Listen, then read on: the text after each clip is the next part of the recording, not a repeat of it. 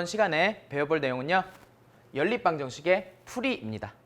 여러분들 지난 시간에 연립방정식이 무엇이고 연립방정식의 해라고 하는 것은 무엇인지 배워봤습니다.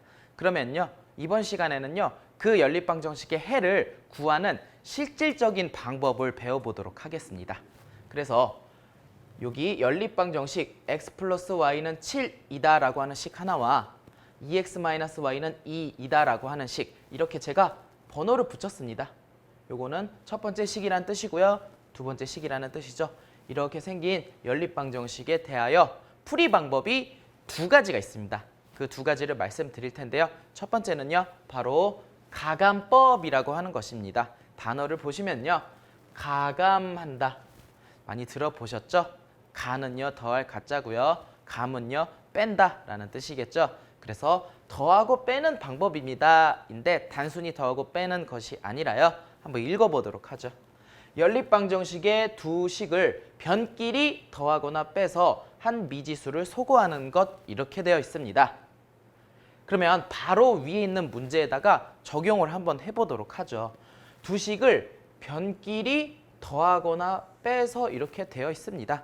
그러면 1번 식과 2번 식을 잘 보시면요. 그냥 제가 어떻게 할 거냐면 변끼리 더합니다 라고 해서 이렇게 쓰겠습니다. 변끼리 더한다 라고 하는 것은요. 여기다가 한번 써볼까요? 좌변은 좌변끼리, 우변 역시도 우변끼리 생략하겠습니다. 좌변은 좌변끼리 더하고요. 우변도 우변끼리 더한다는 뜻입니다. 그러면 좌변끼리 더했을 때 어떤 일이 일어나는가 하면요. 요 x 플러스 y와 2x 마이너스 y에서 이 두 부분이 만나서 0이 되겠죠. 그리고 나머지 두 부분은 더해주면 어떻게 되냐면 3x가 된다라는 것을 알 수가 있습니다. 우변 역시도 우변끼리 더해주어야겠죠. 그러면 7에다 2를 더하니까 얼마라고요? 9가 된다는 거죠. 그러면 이제는 우리가 흔히 알고 있는 1차 방정식으로 바뀌게 됩니다.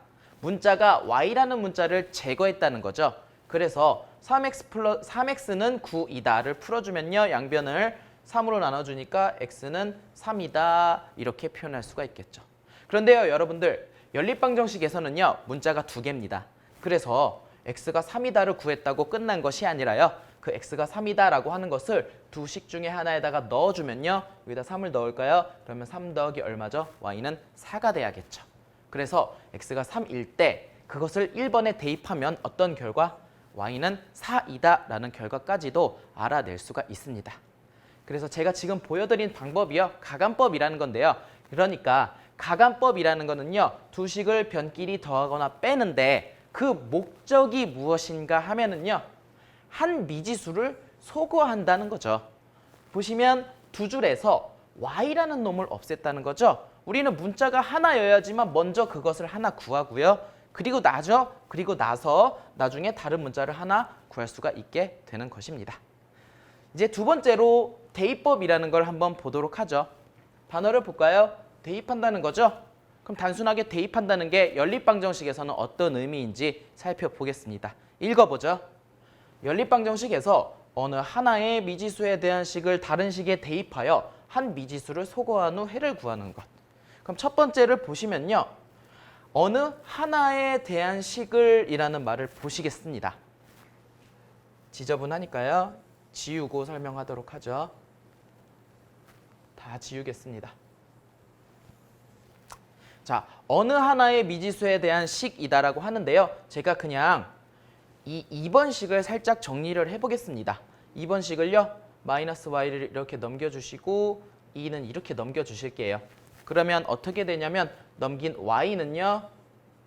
2x가 넘어가니까 2x 마이너스 2가 되는 거죠. 이런 식으로 정리를 할 수가 있겠습니다. y가 넘어갔지만 한쪽에 y가 있다. 좌우는 바뀌어도 상관없겠죠. 어차피 같으니까요. 그 다음에 2x에서 2를 빼주게 되면 이런 식으로 정리가 되겠죠.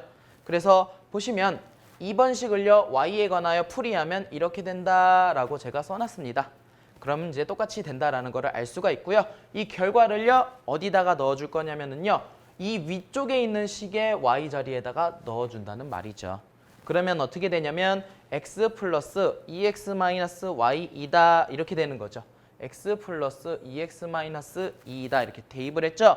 그리고 이것을 정리를 해주면 어떻게 되냐면요. 좁으니까 여기다가 써주겠습니다.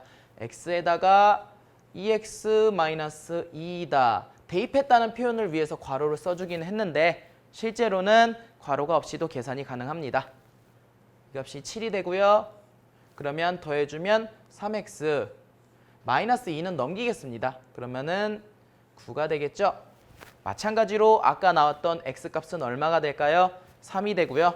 그 3을 다시 한번 원래식에다 대입하면 y는 4다라는 결과까지도 알아낼 수가 있겠습니다. 그래서 지금 제가 보여드린 이 방법, 두 번째 방법은요. 대입법이라고 하는 겁니다. 그러면 요약 정리를 해드리겠습니다. 조금 복잡하다고 느낄 수가 있는데요. 가감법은요. 두 식의 양변을 왼쪽은 왼쪽끼리, 오른쪽은 오른쪽끼리 더하거나 빼서 한 문자를 없애주시는 거고요. 대입법은요. 둘 중에 하나를 한 문자로 정리를 하고요. 그리고 나머지 식에다가 다시 대입을 해주는 겁니다. 그렇게 해도 문자는 2개에서 1개로 줄게 되겠죠. 연립방정식을 푼다라고 하는 것은요. 한 미지수를 소거하는 것이 우선이 되어야 합니다. 모두 고생하셨습니다. 예제 풀어보도록 하겠습니다. 연립방정식의 풀이입니다. 우리 지난 시간에 연립방정식의 풀이 방법 2가지를 배웠습니다. 첫 번째는요. 가감법이라고 하죠. 주어진 연립방정식의 좌변과 우변을요. 각각 더하거나 빼서 한 문자를 없애주는 방법을 말합니다. 그리고 두 번째는요. 대입법이라는 것을 배웠습니다. 대입법은요. 두 식 중에서 한 식을 한 문자로 정리를 합니다. 그리고 나머지 식에다가 대입을 해서 문자를 없애주는 방법을 말합니다.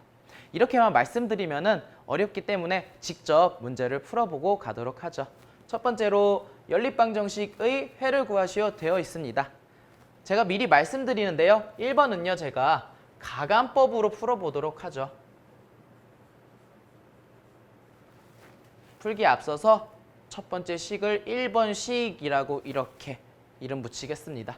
두 번째 식은요. 땡땡땡 하고 2번 이렇게 하죠. 가감법이라는 거는 좌변은 좌변끼리 더하거나 빼고요. 우변은 똑같이 더하거나 빼줘야 합니다. 그런데 보이세요? 2x고 x, 3y고 2y입니다. 그래서 더하거나 뺀다고 한들 어떤 문자가 사라지지는 않아요. 그러면 여기서 약간의 조치를 취해줘야 되는데요. 어떤 거냐면요. 저는 2번 식에다가요. 좌변, 우변에 모두 2를 곱하겠습니다. 2를 다 곱하면요. 두 번째에서 2 곱하니까 2x 되고 여기다가 2 곱하면요. 마이너스 4y 됩니다. 그리고 4에다가 2 곱하면 8이 되겠죠. 이렇게 해준 이유는요. 위에 있는 식과 밑에 있는 식의 한 문자의 개수를 동일하게 맞춰주는 작업이죠.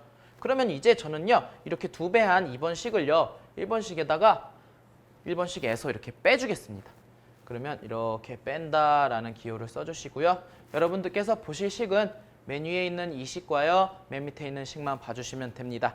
그러면 위에 있는 식에서 아래에 있는 식을 빼죠. 그럼 2x에서 2x 빼니까 없어진다는 뜻이죠. 그리고 3y에서 마이너스 4y를 빼면 어떻게 되죠? 마이너스에서 마이너스를 빼면요. 플러스가 됩니다. 그래서 7y가 되죠. 그리고 1에서 8을 빼주도록 하겠습니다. 그러면 마이너스 7이 되겠습니다. 그리고 7y는 마이너스 7이다 이렇게 돼 있죠? 그럼 양변을 7로 나눠주니까 y는 얼마가 되나요? 마이너스 1이 된다는 것을 알 수 있습니다. 연립방정식의 해는요. x와 y 둘을 모두 구해야 되죠? 그러니까 y는 마이너스 1이다를요. 위에 식에 넣던 밑에 식에다 넣던 정리해주면 되겠죠? 저는 밑에다가 넣어주겠습니다. 여기다가 마이너스 1을 넣어주면요. 마이너스 2 곱하기 마이너스 1이니까 2가 되겠죠. 이 부분이 2가 됩니다. 그럼 넘어가게 되면요. 4에서 2를 빼주니까 x값은 얼마가 되나요? 2가 된다라는 것을 알 수 있습니다. 그러면요. 순서상으로 x, y 이렇게 써주셔야 하는데요. 그러면 x가 2고요. y가 마이너스 1이니까 순서상으로 써주면 2, 마이너스 1이 해가 됩니다. 라고 표현할 수가 있겠죠. 이제 2번은요. 제가 대입법으로 풀어보겠습니다. 대입법은 마찬가지로 두 식 중에 한 식을 한 문자로 정리를 할 겁니다. 그래서 저는요, 이 위에 있는 개수가 조금 더 간단한 식을요, 정리를 어떻게 할 거냐면요, y는으로 정리를 하도록 하겠습니다.